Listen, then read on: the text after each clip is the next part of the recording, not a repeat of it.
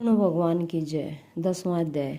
इसके पश्चात भगवान शिव जी ने ब्रह्मचार्य व्रत धारण कर लिया। गंगा तट पर एक पूर्णांग वृक्ष के नीचे तप करने लगे। दक्ष की पुत्री पतिव्रता सतीर ने राजा हिमाचल के घर उसकी स्त्री मेनका के गर्भ से पार्वती रूप में जन्म लिया तथा वहीं पर उनका पालन पोषण होने लगा। इसी समय तारकासुर नामक एक राक्षस उत्पन्न हुआ जिसने महातप करके ब्रह्मा को प्रसन्न किया और उसने यह वरदान पा लिया कि वह देवता, राक्षस, नाग और मनुष्य किसी से नहीं मरेगा, किसी भांति के अस्त्र शस्त्र से नहीं मरेगा, परंतु रुद्र भगवान के पुत्र से तेरी मृत्यु होगी। राक्षस ने सोचा कि जब शिवजी की स्त्री ही नहीं तो पुत्र कहाँ से होगा, फिर मृत्यु ही कैसे होगी। ऐसा वरदान पाकर तारकासुर ने सबको दुख देना आरंभ कर दिया। देवताओं को अपना दास बना लिया और देवांगनाओं को दासी। इस भांति जब देवता अत्यंत दुखी हो गए तो वे ब्रह्मा जी के पास जा पहुंचे। ब्रह्मा जी ने उनके दुख को सुनकर कहा, हे देवताओं, वर देते समय मैंने उस राक्षस को कहा था कि उसकी मृत्यु शिव पुत्र के हाथों होगी, अतः सिवाय शिव के पुत्र के उसकी मृत्यु किसी भांति न होगी।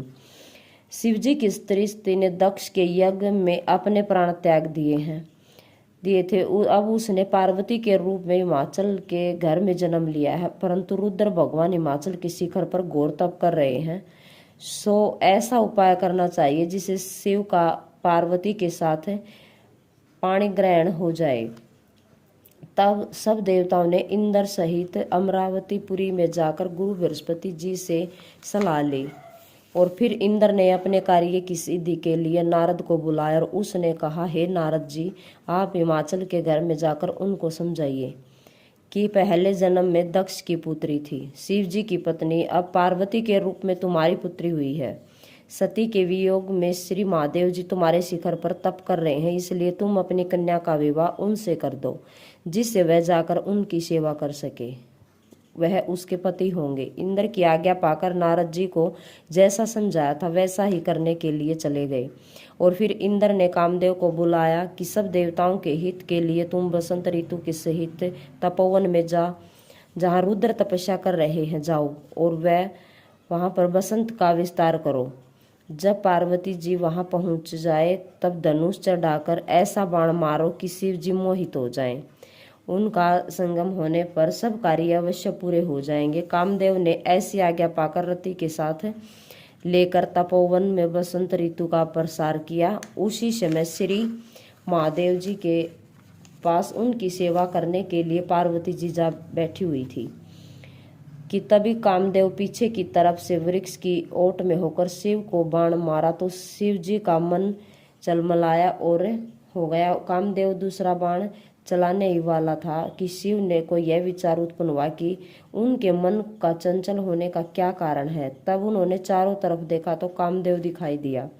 क्रोध से अपने मस्तक से तीसरा नेत्र खोला तो उसमें से एक ऐसी अग्नि उत्पन्न हुई जिससे सारा संसार भयभीत हो गया और उस अग्नि से धनुष सहित कामदेव भस्म हो गया। सब देवता अपने कार्य की सिद्धि समझकर प्रसन्न हो गए। स्त्री की निकटता दूर करने के लिए महादेव जी भी अंतर्ध्यान हो गए। जगत के हित को सिद्ध करने वाले देवताओं का कार्य सफल न हुआ, किंतु उल्टा अनर्थ हुआ। जो कोई साधुओं से दुष्कृत करता हुआ उसके साथ ऐसा ही होता है। इसी प्रकार इस इक्ष्वाकुंसक का राजा भी साधुओं के अप्रिय था, क्योंकि वह भली भांति साधुओं की सेवा नहीं किया करता था, इसलिए उसने महान दुख भोगे और बुरी योनि में जन्म लिया। इसी प्रकार कामदेव ने शिव का बुरा करने से दुख उठाया। बोलो शिव जी भगवान की जय हो, विष्णु भगवान की जय हो।